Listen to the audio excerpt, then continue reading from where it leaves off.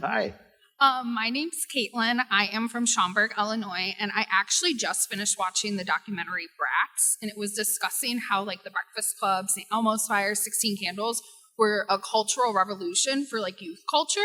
And so my question relating to that is, do you think something like the Breakfast Club, 16 Candles, any of those movies could be made today and have the same cultural impact that those movies had on I'm going to admit I was born in the 90s, but I still love all John Hughes 80s films. So like, do you think a movie like that could be made today that it resonates with so many different generations after it has been made and released?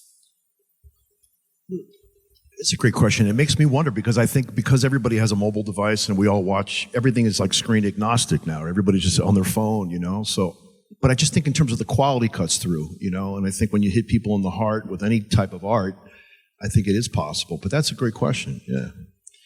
I wish I was a millennial. Anyway. I think it's a great question. I personally don't believe in remaking that movie because I think this movie is very much of its time. It resonates with people today. But I believe in making movies that are inspired by other movies, but build on it and represent what's going on today. This is very, it's very white. This movie, you don't see a lot of different ethnicities. We don't talk about gender, none of that. And I feel like that really doesn't represent our world today. So I would like to see movies that are inspired by The Breakfast Club, but take it in a different direction. It's like you figure all music from punk rock to Beethoven comes from 7 notes, just in different sequences and in different keys. But also, I'm sorry. No, I was done. That was just... Movies today are concept-driven. They're not character-driven. And the beauty of John is that he focused on characters first.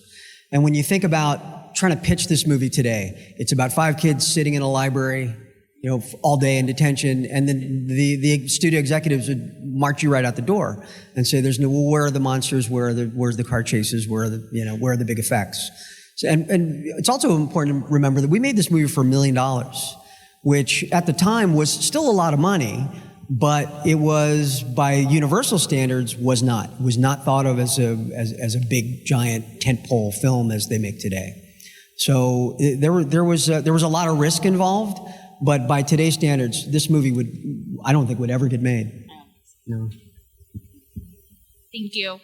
Thank you. Hi.